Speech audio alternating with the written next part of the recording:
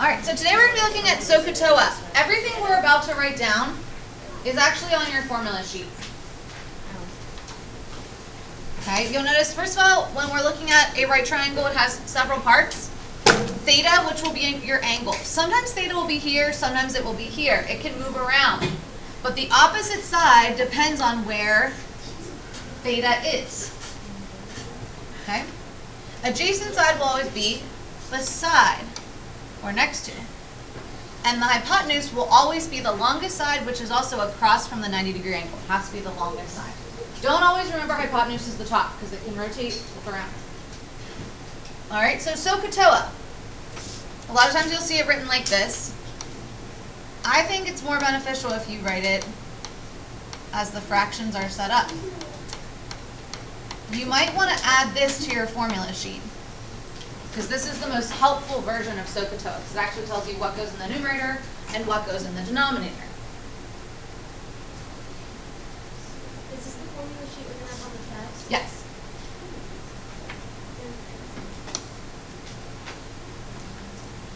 Oh, do you guys want to say hi to anyone? Who's absent? Maylee, Hi, Maylee. How's Florida? Mackenzie, Hi, Sloan, and Sasha Hi, Sloan. Hi, Sloan. from period 7-8. Welcome to the podcast. Thanks for watching. Subscribe and like my channel. Yes. Comment down below. I think I disabled comments. Well, don't comment down below. All right, so sine stands for O over H is opposite over hypotenuse. You can abbreviate these if you want for your notes. Cosine is adjacent over hypotenuse. And tangent is opposite over adjacent. And I'm going to write out what these are the shortened versions of the word. So this is really the sine function. This is the cosine function. And this is the tangent. Just so you know what the words actually mean, even though they write the abbreviation. So that you don't say cos or tan. Cosine and tangent. We're just abbreviating for this. All right, so those are the main ones we're going to work with. We're also going to see the reciprocal identities today, which are the cosecant. All it does is it takes the reciprocal of the sine function. So it becomes hypotenuse over opposite. And again, this is the cosecant. A lot of students think that that would be the reciprocal of the cosine because of the words co being the prefix co in front, but they're not. So it's sine and cosecant. I usually set up the little 6 trig functions for you in order, the same as this, so you don't have to really remember. Secant is the reciprocal of cosine. Flip it around, hypotenuse over adjacent. Again, this is secant. Or secant. And the last one is our cotangent, which is the reciprocal of tangent. Adjacent over opposite.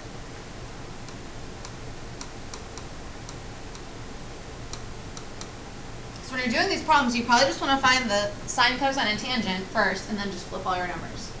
The only thing that can get hard about this unit is when you have square roots.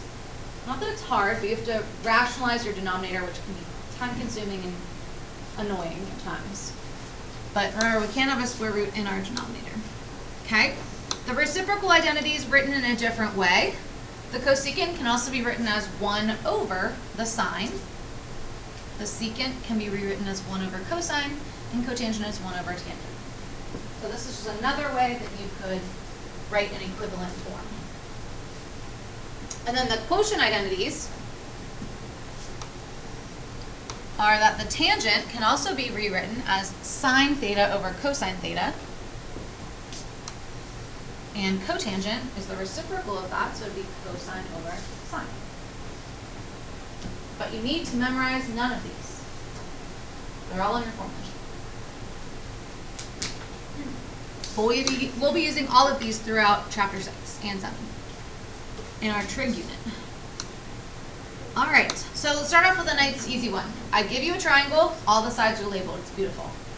Okay, 3, 4, 5. As we go through the notes, we're going to start taking away pictures and taking away trig functions. So you're going to have to do more work. So you want to start out by labeling the sides of the triangle based on where theta is located. Which number would represent the opposite side? 3, because it's across from theta. So label this as O, or you can write out OPP, opposite. Adjacent is the 4 side, making the hypotenuse the 5 side.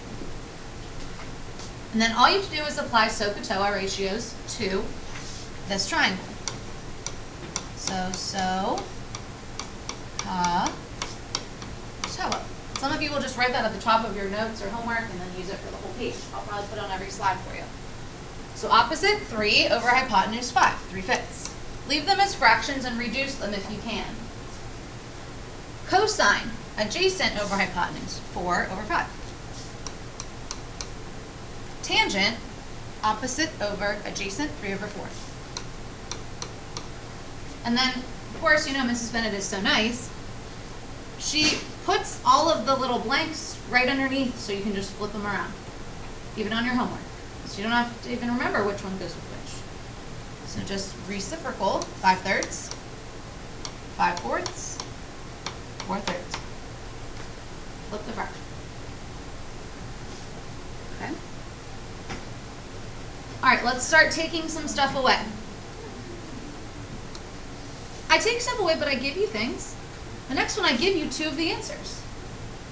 So now you'll have to find 4 functions. But, right, there's no picture on your paper. So you want to start with a triangle. Draw a right triangle. It doesn't matter how you draw it. I just always draw mine the same so that they look the same as the other ones. You do want to put theta somewhere. I usually put it in the bottom left-hand corner like all the other examples. And let's label the sides of the triangle based on theta. This would be my opposite, adjacent, and our hypotenuse. So they've given us the sine and the cosine, which means they've actually given us all 3 sides. You just didn't realize it. Sine, remember, is opposite over adjacent, or hypotenuse, excuse me, O over H. So that means the opposite side is 1, the hypotenuse is 3. So when they give you one trig function, they're giving you 2 side lengths.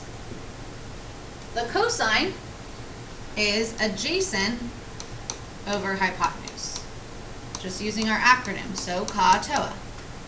So that means the adjacent side has to be 2√2, hypotenuse is still 3. So now this looks like the last example, but we have square root of 2. Okay. What will the tangent be? 1 over 2√2. Now you'll notice I wrote that up here instead of on my answer line because that's not my final answer. I have to rationalize the denominator.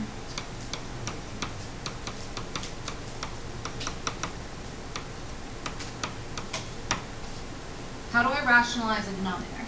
Here? Good. Whatever square root's in the denominator, just multiply by it in both the numerator and denominator. So in the top, 1 times the square root of 2 is the square root of 2. Now in the denominator, I had this 2 over here. So I'm going to bring it over. What's the square root of 2 times the square root of 2 going to get me? Square root of 4, which is 2. So now I can multiply those 2 2's together to get the square root of 2 over 4. Okay, if that 2 wasn't there, it would be square root of 2 over 2. But since we have that outside 2, it kind of hangs along.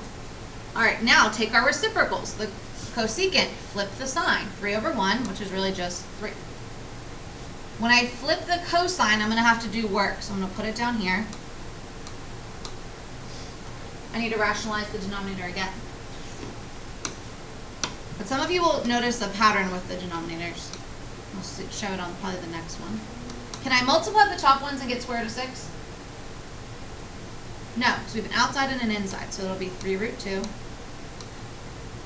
We're going to get 4 again, right? Because we're going to get square root of 2 times square root of 2 is 2. 2 times 2 gets me 4. Now, for cotangent, save yourself time and energy. Do not take the reciprocal of this version of the tangent. Go back and take the reciprocal of the tangent before we rationalized, and then you don't have to rationalize again.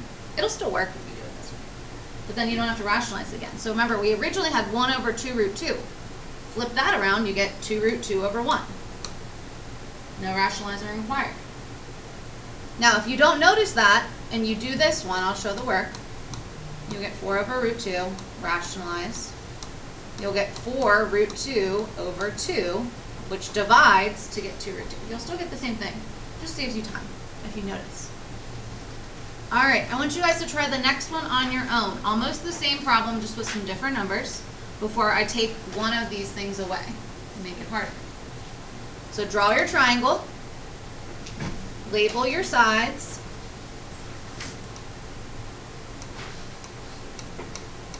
and think about which side lengths can be labeled 1, 2, and square root of 3 based on the sine, cosine, and tangent being given to you. Okay, who can give me the cosecant, the easy one? Who can give me the cosecant? Kirsten? What's the reciprocal of 1 half? 0. Thank you. Secant needs rationalized. What do we get when we rationalized? If you don't volunteer, I'm just going to start calling on you. Yes. 2 square roots of 3 over the square root of 9, which is back down to 3. And then how about our tangent? Frankie? Yes. Originally, you would get 1 over the square root of 3, opposite over adjacent. Then you have to rationalize that. And that's how you get square root of 3 over 3. Now for cotangent again, remember what I said, work smarter, not harder. Go back to the original tangent before you rationalize and flip that one around, and you'll just get square root of 3 over 1. Otherwise, you have to rationalize again. Okay. All right, in the next example, I take away one of the trig functions. I only give you 1 instead of 2. What that means is we're only going to know 2 instead of all 3 sides. How do we find the third side of a right triangle? Yep, we'll just use the Pythagorean theorem, so like we did in the bell ringer. So start out with the triangle,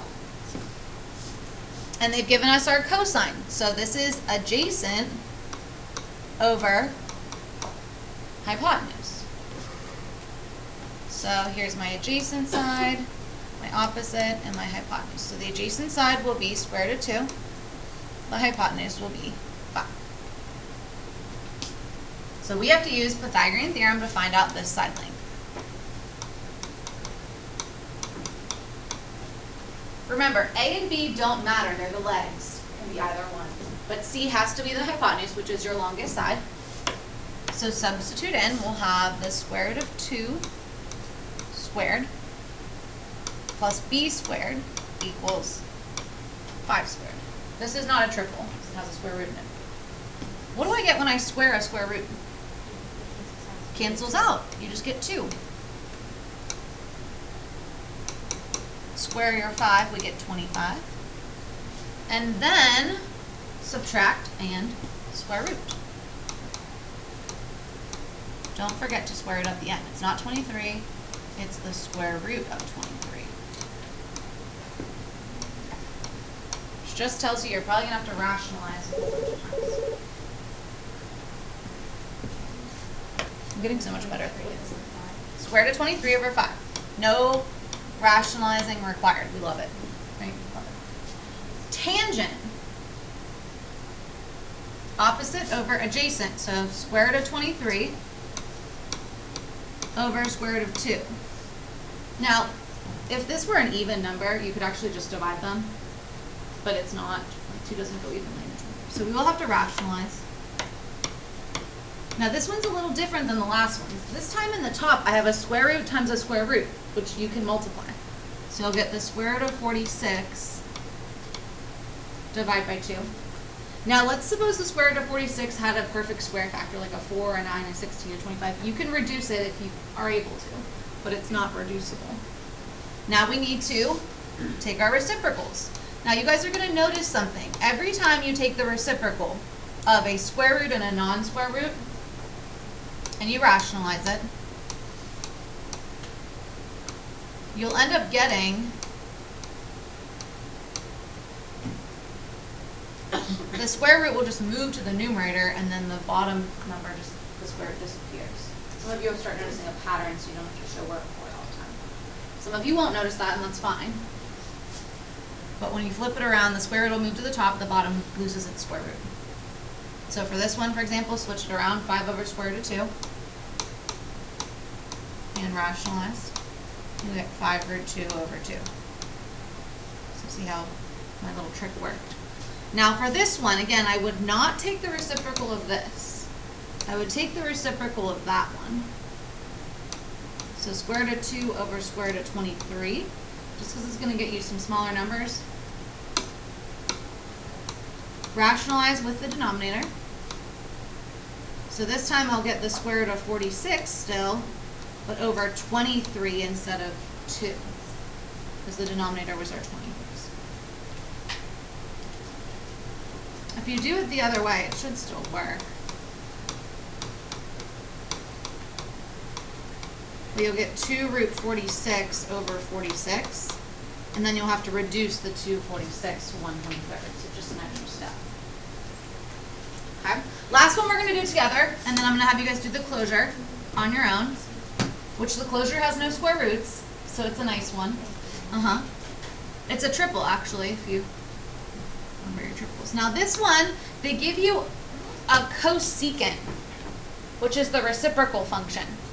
So my suggestion to you is to find the sign first, because you know SOHCAHTOA, and SOHCAHTOA doesn't tell you what cosecant is, it just tells you what sine is. So I would take the reciprocal of this, which will become 1/2 first. Then I know sine is opposite over hypotenuse. So I'll know that my opposite side is 1, and that my hypotenuse is 2. When they give you the reciprocal identities, always work backwards to the original before putting your side lengths on. Then we need to do Pythagorean theorem again.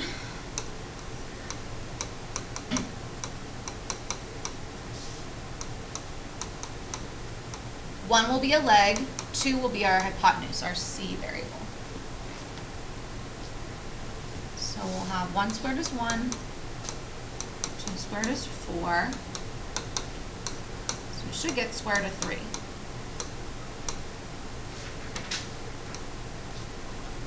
Those of you that took pre-calc, these numbers may look familiar in terms of the unit circle.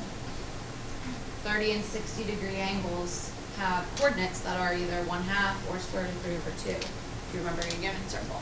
But you don't need to know that for these problems. So my cosine, adjacent over hypotenuse, I didn't put an A here, square root of 3 over 2.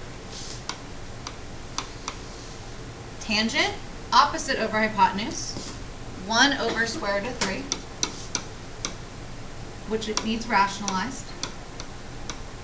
So we'll get square root of 3 over 3.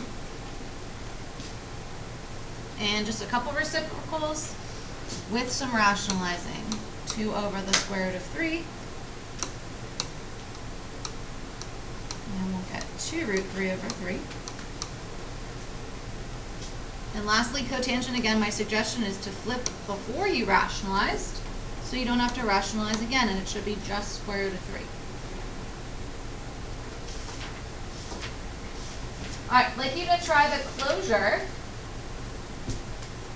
which is similar to this, but it has no rationalizing.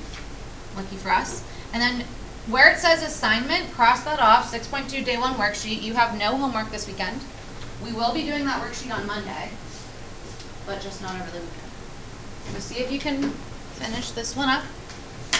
We'll put it on the video too. I'm going to write down all of the triples so you can add them to your formula sheet if you'd like. 3, 4, 5. Triples are, again, 3 numbers that always work in the Pythagorean theorem. They're whole numbers. 5, 12, 13. This one right here was a triple. 8, 15, 17. And 7, 24, 25. Now, these are 4 of the most common. They're not all of them, because you can actually come up with additional ones by multiplying by a constant. So like if you doubled all these numbers, you'll get 6, 8, 10, that's another triple. Or 9, 12, 15, that's another triple. Or you can double any of these, triple any of these, you'll come up with more triples. But those are the most basic ones. So we should have gotten 8/17, 17/8, 15/17, 8/15, 15/8. Have a good weekend.